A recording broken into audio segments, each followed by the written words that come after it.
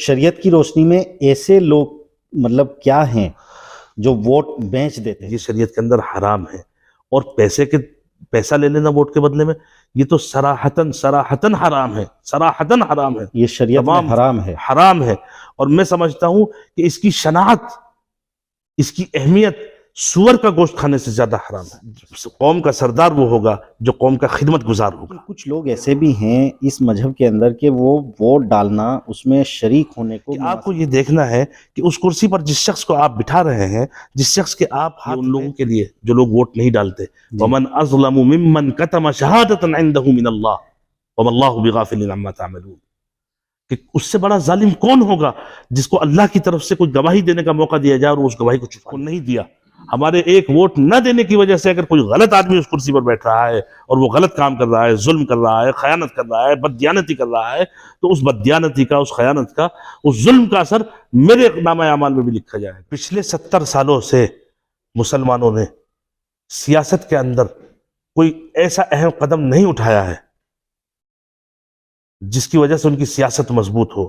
اس کے نتائج یہ آئے ہیں سامنے کہ ہمیں بابری مسجد کے شہادت کا موقع دیا۔ حاجی واجد حسن صاحب آئے، ان سے بھی میرا تعلق ہوا، اور ان سے تعلق بھی اتنا ہوا کہ انہوں نے آ کر مجھ سے بتایا کہ ہم ایک ایسی یونٹ کانلے میں ڈال رہے ہیں جس سے کئی ہزار لوگوں کا فائدہ ہوگا اور ان کو روزگار ملے گا۔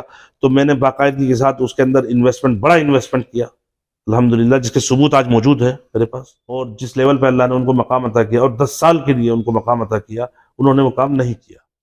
پورا شہر آج کہہ رہا ہے اور پورا شہر ان سے پریشان۔ دوسرے کی دنیا بنانے کے لیے اپنی آخرت کو خراب کرنا سب سے بدترین عمل ہے۔ چند ٹکوں کے لیے آپ بک جاتے ہیں، اپنا زمین فروش کر کے اپنی امانت جو آپ کو سپرد اللہ نے کری تھی، اس امانت کو آپ غلط ہاتھوں میں دے دیتے ہیں۔ اس کے اثرات کیا پڑ رہے ہیں کہ جس کو آپ دے رہے ہیں ووٹ، اس کی دنیا بن رہی ہے، لیکن وہ دنیا بنانے میں جو خیانت کر رہا ہے، آپ کی آخرت خراب ہوتی جا رہی، وہ پلس پلس پلس پلس ہوتا جا رہا ہے دنیا میں، اور آپ آخرت میں مائنس مائنس مائنس مائنس ہوتے جا رہے ہیں۔ ڈسکوری نیوز کا پروگرام انٹرویو ایک بار پھر لے کر میں حاضر ہوں آپ کانلہ واسیوں کی خدمت میں۔ آج انٹرویو میں چرچا ہوگی کہ آخر جو ووٹ ہے، جو ووٹ ڈالتے ہیں، اس میں کیا اہم رول رہتا ہے مذہبی طور سے یا پھر کن مدعوں پر۔ آج ہمارے ساتھ انٹرویو میں ہیں مولانا قاضی اسامہ کانلوی، جو کہ ندوہ اور مظاہر علوم سہارنپور سے اپنی پڑھائی کی، اس کے بعد عرب ملک دمشق میں بھی انہوں نے اپنی پڑھائی کی ہے، اور فی الحال جو ہے وہ اپنی فیملی کے ساتھ مدینے میں رہتے ہیں۔ آپ کا بہت بہت خیر مقدم ہے ہمارے ڈسکوری نیوز چینل پر۔ بہت بہت شکریہ۔ السلام علیکم ورحمۃ اللہ وبرکاتہ۔ وعلیکم السلام۔ آپ فی الحال مدینے میں رہ رہے ہیں جی، اور اب کانلہ کی جو راجنیتی ہے وہ گرماتی جا رہی ہے، تو آپ کانلہ میں فی الحال جو ہے وہ راجنیتی کے اعتبار سے آئے ہیں۔ جی بالکل۔ تو میں یہ جاننا چاہوں گا مولانا صاحب آپ سے کہ مذہبی طور سے اگر راجنیتی کو دیکھا جائے تو اس کا تعلق کیا ہے مذہب سے راجنیتی کا؟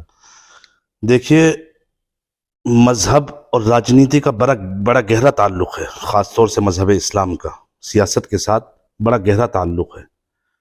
میں اس کے پیچھے ایک تمہید آپ کو بتا دوں کہ ہمارا مذہب اسلام اور یہ شریعت مطہرہ انسان کی زندگی کے تمام شعبجات پر محیط ہے، یعنی انسانی زندگی کے اوپر جو حالات آتے ہیں، ماں کے پیٹ سے نکلنے کے بعد سے لے کر زمین کے پیٹ میں جانے تک، یعنی پیدا ہونے سے لے کر مرنے تک، پوری زندگی میں جتنے حالات انسانی زندگی کے اوپر آتے ہیں، ان انسانی زندگی کے اوپر آنے والے حالات میں شریعت مطہرہ نے پوری رہنمائی فرمائی ہے کہ انسان کو کس حالت میں کس طرح زندگی گزارنی چاہیے۔ اور ہمارے مذہب کا سیاست سے تعلق آپ دیکھیں گے کہ نبی اقدس علیہ السلام نے مسجد نبوی میں بیٹھ کر سیاست کی ہے، مسجد سے سیاست کا ناطہ جوڑا، مسجد سے۔ جی۔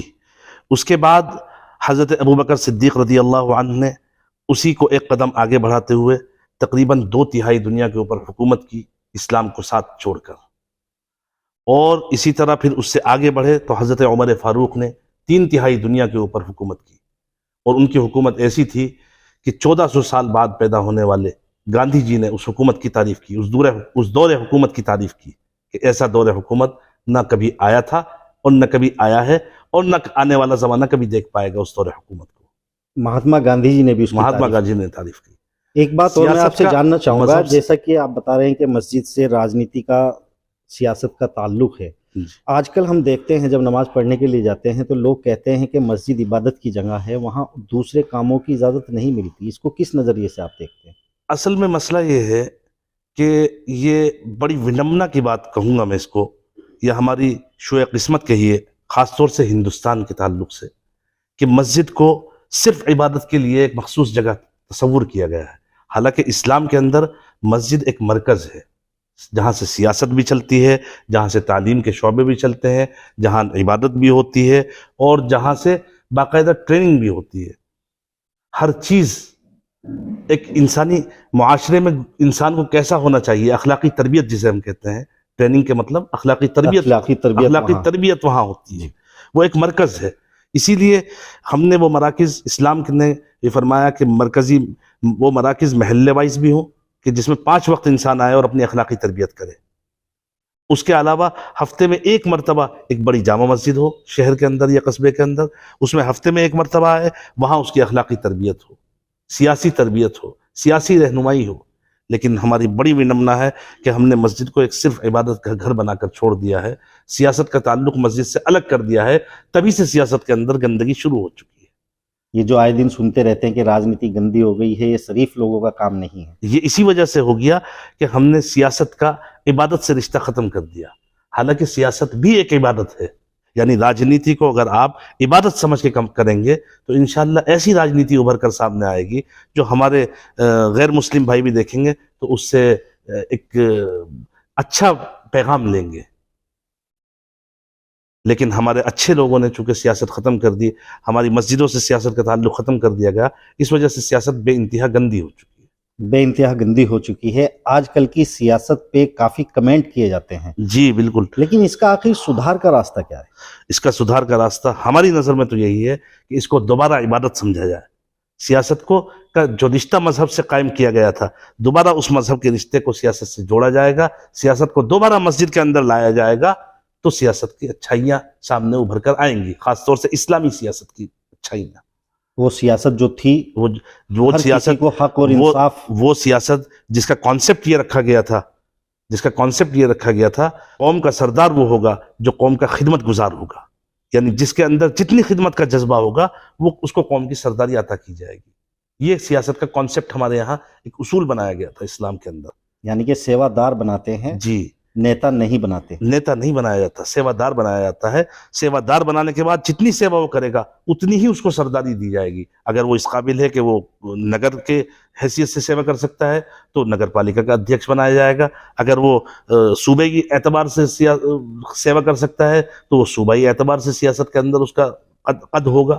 اس اعتبار سے سیاست کا اصول بنایا گیا تھا، اس کی باقاعدہ عملی تصاویر پیش کی گئی۔ آپ دیکھیے حضرت عمر فاروق کا دور، کہ حضرت عمر فاروق رضی اللہ عنہ 3/4 دنیا کے اوپر حکومت کرتے تھے، اور ان کی حکومت کا یہ عالم تھا کہ خود وہ لوگ جو انگریزوں نے جو کتابیں لکھی ہیں ان کے اوپر، خود وہ لوگ اس بات کو لکھنے کے اوپر مجبور ہو گئے کہ ان کی حکومت میں بھیڑ اور بکری ایک گھاٹ سے پانی پیتے تھے۔ ماشاء، ان کی سیاست کا، ان کے انصاف کا یہ اثر پڑ رہا تھا کہ جانوروں تک کے اندر انصاف پیدا ہو گیا۔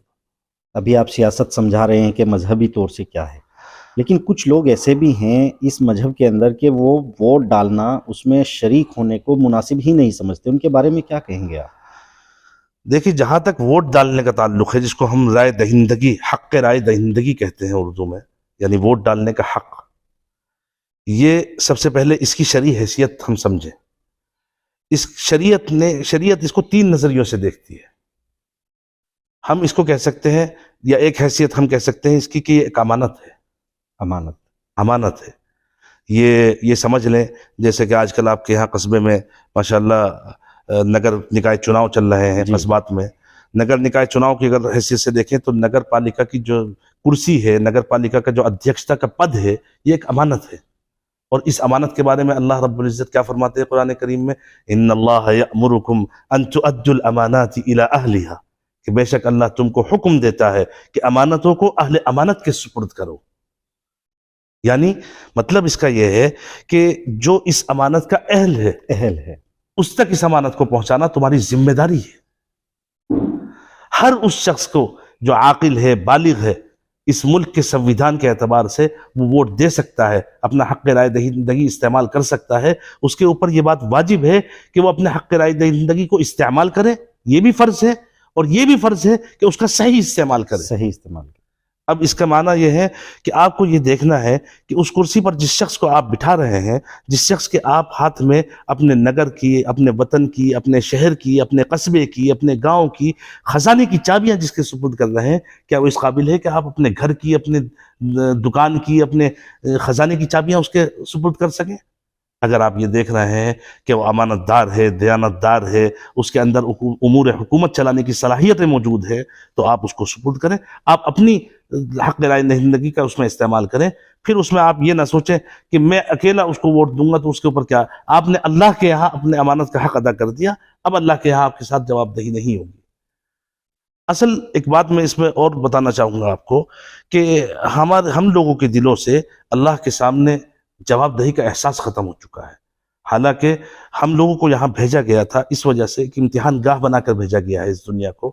ہمیں اپنے ہر عمل کی جواب دہی اللہ کے سامنے کرنی ہے کہ ہم نے ایسا کیوں کیا. بالکل. اور یہ یہاں پر جو حق رائے دہندگی ہر شخص کو دیا گیا ہے, یہ ایک بہت بڑی نعمت ہے.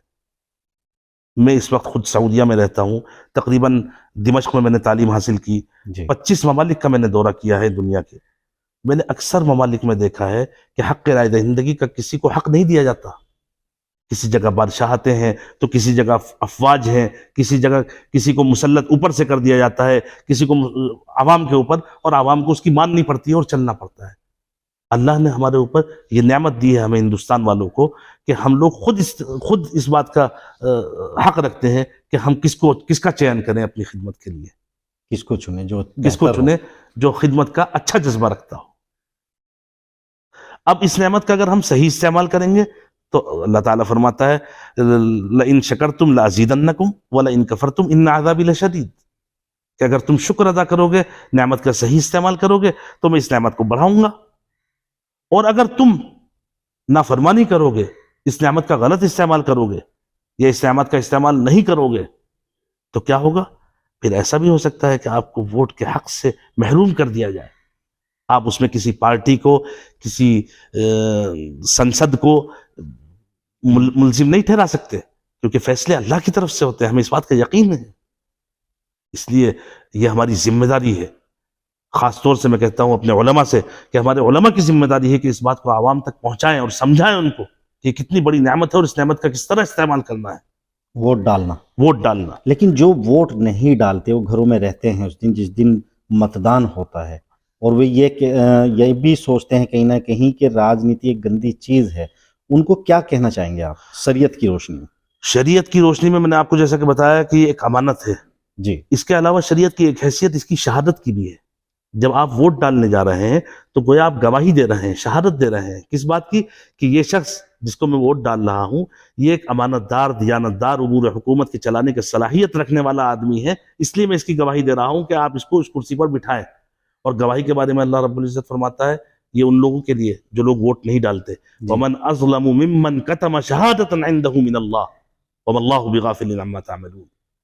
کہ اس سے بڑا ظالم کون ہوگا جس کو اللہ کی طرف سے کوئی گواہی دینے کا موقع دیا جائے اور وہ اس گواہی کو چھپا لے.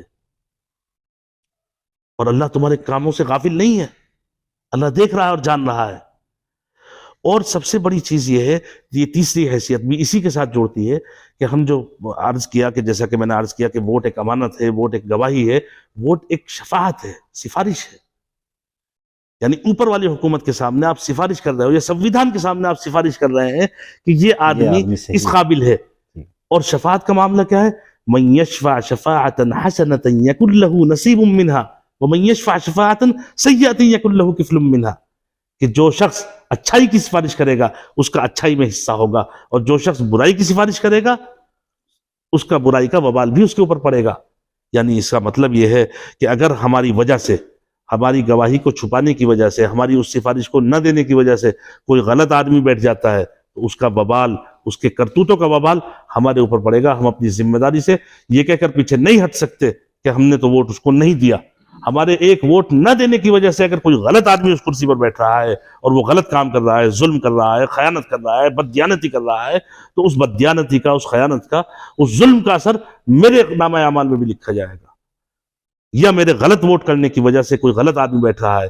آج کل کا جیسا کہ آپ بھی جانتے ہیں، میں بھی جانتا ہوں کہ آج کل عام طور سے ہمارے یہاں جو ووٹ دیا جاتا ہے، اپنے حق رائے دہندگی کا استعمال کیا جاتا ہے، یہ 5 بنیادوں پر کیا جاتا ہے عام طور سے. تقریباً یہ 5، یا آپ کہہ سکتے ہیں کہ 5 قسم کے لوگ ہمارے یہاں موجود ہیں جو اپنے حق رائے دہندگی استعمال کرتے ہیں. نمبر 1 وہ لوگ جو برادری واد کے اوپر جاتے ہیں کہ میری برادری کا آدمی کھڑا ہوا ہے تو مجھے اس کو ووٹ کرنا ہے. نمبر 2 اس بات کے اوپر جاتے ہیں کہ میرا تعلق اس آدمی سے ہے، مجھے اس کو ووٹ کرنا ہے. نمبر 3 میرا اس پارٹی سے تعلق ہے، اس پارٹی کا یہ آدمی کھڑا ہوا ہے، مجھے اس کو ووٹ کرنا ہے. نمبر 4 یہ کہ میں نے اس سے پیسے لے لیے اس لیے مجھے اس کو ووٹ دینا ہے. نمبر 5 وہ آتا ہے جس کا بھی آپ نے ذکر کیا کہ یہ سب خراب ہے، میں کسی کو ووٹ نہیں کروں گا، گھر میں بیٹھوں گا. ابھی آپ نے ذکر کیا کہ کچھ لوگ پیسے لے کر ووٹ دے دیتے ہیں، جی. تو شریعت کی روشنی میں ایسے لوگ مطلب کیا ہیں جو ووٹ بیچ دیتے ہیں؟ دیکھیے، جیسا کہ میں نے آپ سے پہلے بھی ذکر کر دیا کہ امانت ہے، گواہی ہے، شہادت ہے، بالکل، اور شفاعت ہے. تو گواہی کو بیچنا شریعت کے اندر، یا امانت داری کے ساتھ خیانت کرنا، یہ شریعت کے اندر حرام ہے. اور پیسہ لے لینا ووٹ کے بدلے میں، یہ تو صراحتاً حرام ہے، صراحتاً حرام ہے، یہ شریعت میں حرام ہے. حرام ہے. اور میں سمجھتا ہوں کہ اس کی شناعت، اس کی اہمیت سور کا گوشت کھانے سے زیادہ حرام ہے. اس کی وجہ یہ ہے کہ انسان اگر سور کا گوشت کھا رہا ہے، یا شراب پی رہا ہے، یا زنا کر رہا ہے، تو صرف وہ فرد واحد ہے جو اس گناہ میں ملوث ہے اور اپنے آپ کو نقصان پہنچا رہا ہے. لیکن اگر پیسہ لے کر غلط جگہ ووٹ ڈال رہا ہے تو پورے معاشرے کو گندا کر رہا ہے. ابھی پرسوں کی بات ہے، میں نکل رہا تھا ایک جگہ سے، تو میں نے دیکھا بے انتہا گندگی تھی، بے انتہا گندگی. میں نے اس کے اوپر لوگوں کو پوچھا، سوال کیا کہ بھئی یہ ان حالات میں کیسے آپ رہ رہے ہو اس گندگی میں؟ تو انہوں نے کہا کہ ہمارا نیتا یہاں کام ہی نہیں کرتا. بہت کوشش کری ہم نے.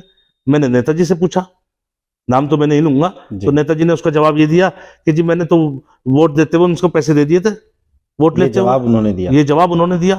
اب آپ بتائیے، پورا معاشرہ اس کی وجہ سے، حالانکہ میں جانتا ہوں یہ بات کہ ہمارے معاشرے میں صرف 10% لوگ، 10% آف دا کمیونٹی ایسا ہوتی ہے جو پیسہ لے کر ووٹ ڈالتے ہیں. بالکل. لیکن اس کی گندگی پورے معاشرے کو جھیلنی پڑتی ہے. شریعت کی روشنی میں مولانا صاحب ایک بات اور جاننا چاہیں گے ہم آپ سے. آج یہ بتائیے کہ کیا شریعت کی روشنی میں مسلمان کو ہی ووٹ کرے؟ اس مسئلے میں توسع ہے. اللہ رب العزت نے قرآن حکیم میں 2 چیزیں فرمائی ہیں غیر مسلم کے تعلق سے، عام تعلقات کی بنیاد پر. قرآن کریم میں 2 آیات غیر مسلموں کے تعلق سے بڑی اہمیت کی حامل ہے. وہ 2 آیات کیا ہیں؟ وہ 2 آیات یہ ہیں: لا ينهاكم الله عن الذين لم يقاتلوكم في الدين ان تبروهم وتقسطوا اليهم ان الله يحب المقسطين انما ينهاكم الله عن الذين قاتلوكم في الدين واخرجوكم من دياركم وظاهروا على اخراجكم ان تولوهم ومن يتولهم فاولئك هم الظالمون. کہ دیکھو، اللہ تمہیں منع نہیں فرماتا کہ تم لوگوں کے ساتھ نیکی کا معاملہ کرو. یعنی یہاں غیر مسلم مراد ہے کہ تم اپنے غیر مسلم بھائیوں کے ساتھ، اس کا پس منظر میں بتا دوں کہ اس کا پس منظر یہ مفسرین نے بیان کیا ہے کہ حضرت ابوبکر صدیق رضی اللہ عنہ زمانہ کفر میں چند کافروں کو مدد کیا کرتے تھے. جب اسلام آیا اور مسلمان ہوئے تو انہوں نے ان کافروں کی مدد سے ہاتھ روک لیا، غیر مسلموں کی مدد سے ہاتھ روک لیا.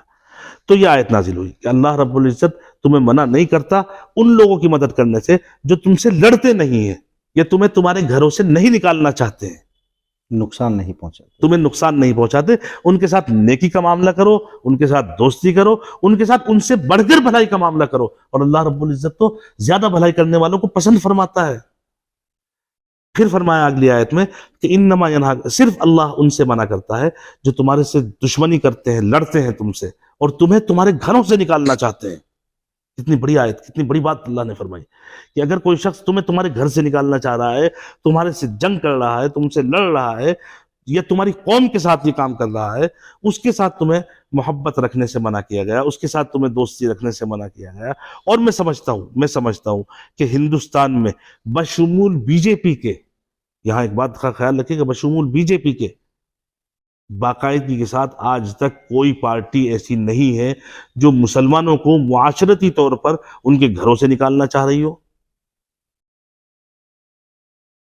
یا ان کے ساتھ باقاعدگی کے ساتھ جنگ لڑ رہی ہو۔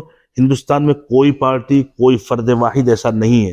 یہ الگ بات ہے کہ معاشرے میں بہت سے لوگوں کی ویڈیوز آتی رہتی ہیں، بہت سے لوگوں کی ایسا مسئلہ ہوتا ہے، وہ ان کا انفرادی مسئلہ ہوتا ہے۔ مثال کے طور پہ میرا کوئی پڑوسی ہے، غیر مسلم بھائی ہے میرے سے اس کو تکلیف پہنچ رہی ہے میرے پڑوس میں رہنے کی وجہ سے، اور وہ مجھے چونکہ جانتا ہے کہ میں مسلمان ہوں اور مولوی بھی ہوں خاص طور سے، تو وہ سمجھتا ہے کہ سارے مسلمان ایسے ہی ہیں، وہ اسلام کے خلاف کچھ کہہ دیتا ہے، تو میں سمجھتا ہوں کہ یہ اس کی قتال یا اس کا کفر نہیں، بلکہ یہ اس کی ناسمجھی ہے، اس تک نہیں پہنچ پایا، وہ اسلام کو نہیں سمجھ سکا، اس نے اس مسلمان کو دیکھ کر اسلام سمجھا۔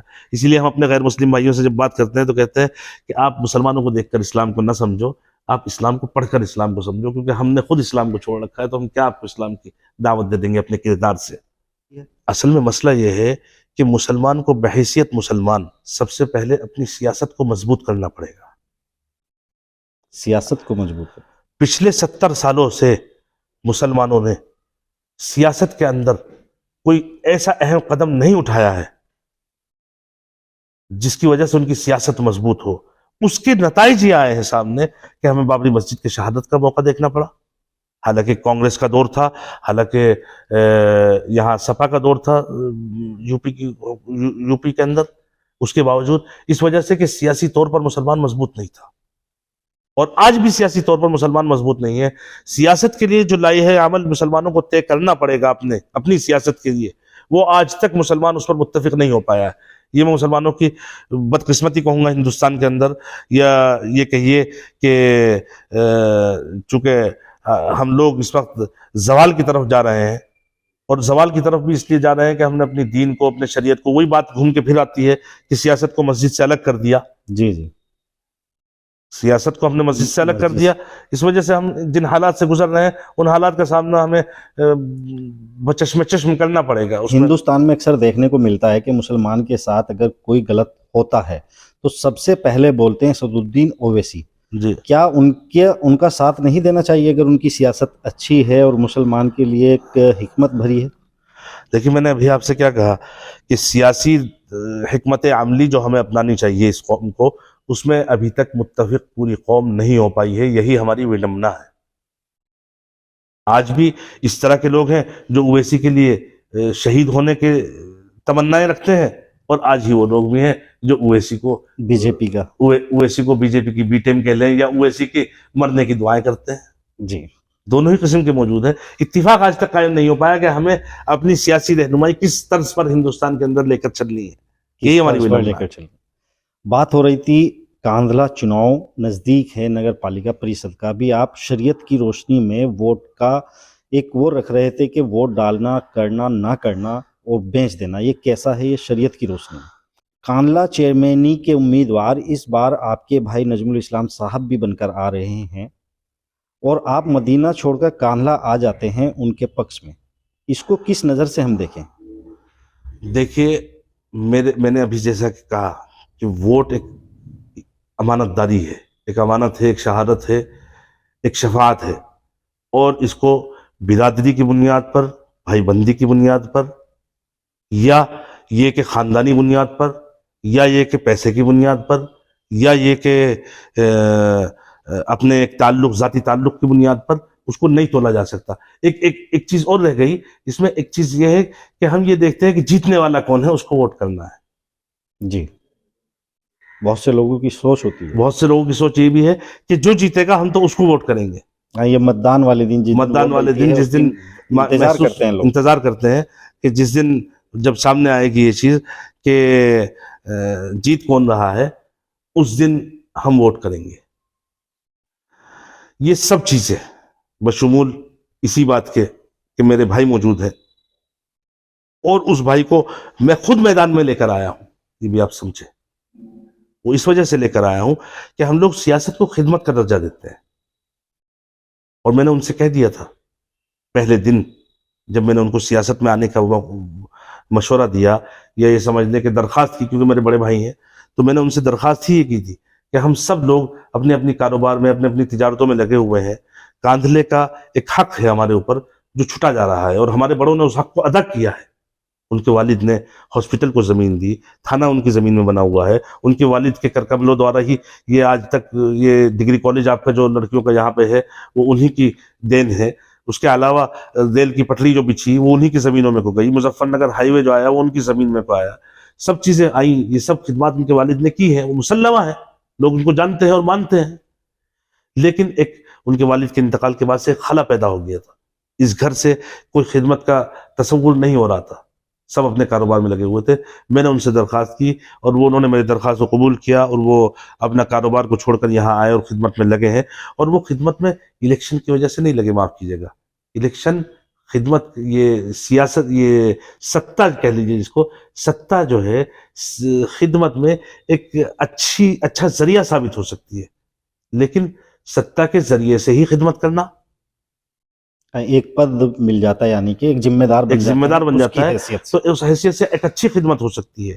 اور میں چونکہ ان کو ذاتی طور پر جانتا ہوں، امانت دار آدمی ہیں، دیانتدار آدمی ہیں، پڑھے لکھے ہیں، اور جو میں نے آپ سے لفظ ذکر کیا کہ اپنے گھر کی اور اپنے خزانے کی اور اپنی دکان کی چابیاں اگر کسی شخص کو میں سپرد کر سکتا ہوں تو میں بے فکر ہو کے ان کو اپنے شہر کی، اپنے نگر کی چابیاں بھی سپرد کر سکتا ہوں، اور میں اللہ کے یہاں اپنی جواب دہی کا بالکل بے فکر ہوں کہ میں نے جس شخص کو دی ہے وہ امانت دار، دیانتدار اور امور حکومت کو چلانے کی صلاحیت رکھتا ہے، پڑھا لکھا آدمی ہے، تجربے کار آدمی ہے۔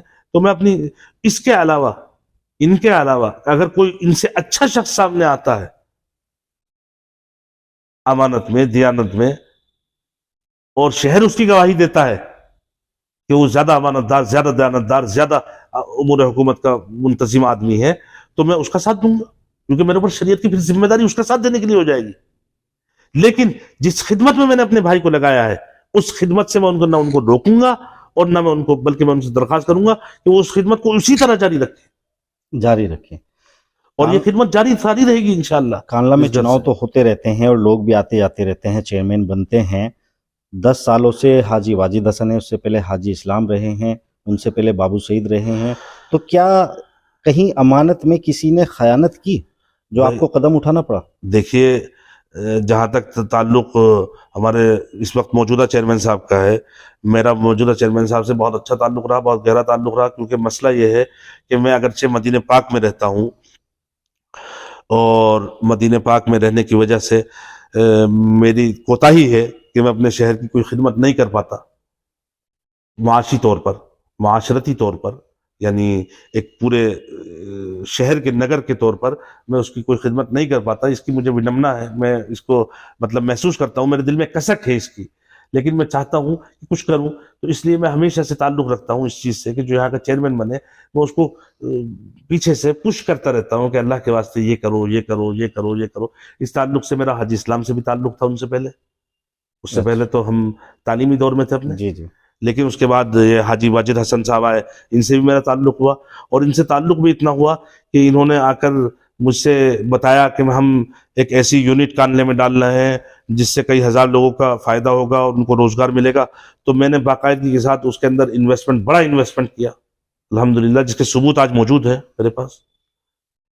لیکن وہ یونٹ کیوں نہیں ڈل پائی اور کیوں نہیں کام ہو پایا یہ تو خیر وہی بتا سکتے ہیں، بہرحال لیکن وہ نہیں ہو پایا۔ اس کے علاوہ بہت سی چیزیں میں نے ان سے کہیں کہ اس طرح کیا جائے، اس طرح کیا جائے، اور میں دیکھ رہا ہوں کہ وہ چیزیں نہیں ہو پائیں جس لیول پہ وہ کر سکتے تھے، اس لیول پہ خدمت کا کام نہیں ہو پایا کانلے کے اندر۔ تو مجھے کہیں آپ اسی لیے تو ناراض نہیں کہ آپ کے جو کام تھے یا انویسٹمنٹ دیکھیے ہم لوگ جو ہے نا، ہم لوگ اللہ والے لوگ ہیں، ہم لوگ کو اللہ کی ناراضگی اور اللہ کی رضا سے زیادہ فکر رہتی ہے، ہم نہ لوگوں سے ناراض ہوتے اور نہ لوگوں سے کی ناراضگی اور رضا کا زیادہ پرواہ کرتے ہیں۔ ہم لوگ تو اللہ کی رضا اور اللہ کی ناراضگی کو زیادہ دیکھتے ہیں، لیکن یہ لفظ نہ استعمال کریں کہ آپ ناراض ہیں، میں کیوں ناراض ہوں گا ان سے، بہرحال لیکن جہاں تک وہ کام کر سکتے تھے، جتنے اور جس لیول پہ اللہ نے ان کو مقام عطا کیا اور 10 سال کے لیے ان کو مقام عطا کیا، انہوں نے وہ کام نہیں کیا۔ پورا شہر آج کہہ رہا ہے اور پورا شہر ان سے پریشان ہوا ہے، میں اکیلا پریشان نہیں ہوں، پورے شہر کی گواہی اس بات کی دے رہے ہیں کہ وہ ان کو بدلنا چاہتے ہیں. یہ تو ہم نے بھی ایک پیشکش کی ہے کہ پہلے چناؤ میں بھی خوب آوازیں اٹھی تھی ببلا ہراؤ، لیکن اس کے باوجود پھر وہ جیت گئے. پھر دیکھیے وہی مسئلہ جو میں نے ابھی آپ سے کہا کہ حالانکہ میں اس کو یہ سمجھتا ہوں کہ 10%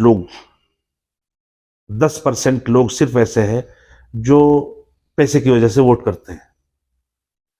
ان لوگوں کا ہمارے اوپر حق تو یہ ہے کہ ہم ایک ایک فرد واحد کو جا کر سمجھائیں شریعت کی روشنی میں کہ کتنا بڑا نقصان کر رہے ہیں وہ اپنی آخرت کا. دیکھیے سب سے پہلے ایک بات میں آپ کو بتا دوں، دوسرے کی دنیا بنانے کے لیے اپنی آخرت کو خراب کرنا سب سے بدترین عمل ہے. حدیث پاک میں آتا ہے، اللہ کے رسول صلی اللہ علیہ وسلم نے فرمایا من شر الناس منزلۃ عند اللہ یوم القیامہ عبد اذهب آخرتہ بدنیا غیرہ، کہ اللہ کے نزدیک سب سے بدترین آدمی قیامت کے دن وہ ہوگا جو دوسرے کی دنیا کے لیے اپنی آخرت خراب کر دے. اب اگر آپ نے چند پیسے، چند ٹکے دنیا کے جو کہ برقرار نہیں رہنے والے، دنیا کی زندگی ختم ہونے والی ہے، پوری دنیا ختم ہونے والی ہے، دنیا ایک دھوکہ ہے، اس میں چند ٹکوں کے لیے آپ بک جاتے ہیں، اپنا زمین فروش کر کے اپنی امانت جو آپ کو سپرد اللہ نے کری تھی اس امانت کو آپ غلط ہاتھوں میں دے دیتے ہیں. اس کے اثرات کیا پڑ رہے ہیں کہ جس کو آپ دے رہے ہیں ووٹ اس کی دنیا بن رہی ہے، لیکن وہ دنیا بنانے میں جو خیانت کر رہا ہے، دنیا بنانے کے اندر وہ جو بد دیانتی کر رہا ہے، دنیا بنانے کے اندر جو ظلم کر رہا ہے، اس کے وبال جو پڑ رہا ہے، اب آپ کی آخرت خراب ہوتی جا رہی، وہ پلس پلس پلس پلس ہوتا جا رہا ہے دنیا میں، اور آپ آخرت میں مائنس مائنس مائنس مائنس ہوتے جا رہے ہیں. تو ایک تو وجہ یہ رہی. دوسری وجہ یہ کہ جو عدل پسند، انصاف پسند لوگ ہیں، چاہے ہمارے غیر مسلم بھائی ہوں، چاہے ہمارے مسلمان بھائی ہوں، ان کے ووٹ کا بٹوارا کہیں نہ کہیں بٹوارا ہو جاتا ہے. بٹوارا ہوا ہے، اس وجہ سے جو ہے یہ دوبارہ الیکشن میں آئے ہیں.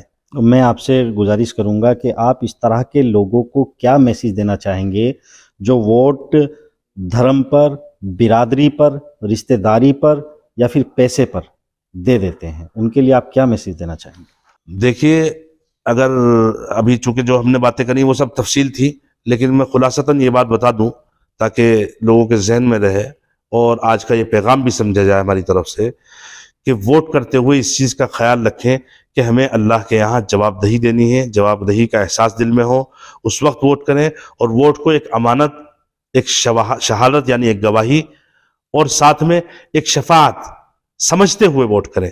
اور اس حدیث کو بالکل ازبر رکھیں کہ اللہ کے نزدیک قیامت کے دن سب سے بدترین آدمی وہ ہوگا جس نے دوسرے کی دنیا بنانے کے لیے اپنی آخرت خراب کی ہوگی.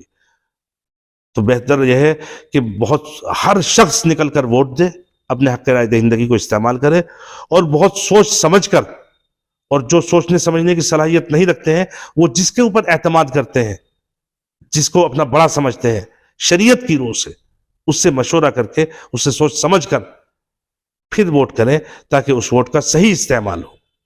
بس یہی میرا پیغام ہے آج کے لیے. بہت بہت شکریہ. ابھی آپ مخاطب تھے جناب مولانا قاضی اسامہ کانلوی سے، اور ہم جاننے کی کوشش کر رہے ہیں ڈسکوری نیوز پر کہ ووٹ کا حق آخر کیا ہے شریعت کی روشنی میں، اور اسی طرح سے آگے کی جو ویڈیو ہے ہماری وہ بھی ہم جانیں گے کہ ہندو مذہب میں ووٹ کا کیا کردار ہے. تو آگے کی ویڈیو دیکھنے کے لیے اگر آپ نے ابھی تک ہمارا چینل ڈسکوری نیوز سبسکرائب نہیں کیا تو برائے مہربانی سبسکرائب کر لیں تاکہ ویڈیو آپ کو وقت سے ملتی رہے. اگلی ویڈیو لے کر میں پھر حاضر ہوتا ہوں محمد شہزاد سوراب ملک کے ساتھ. تب تک کے لیے دیجیے اجازت. بہت بہت شکریہ.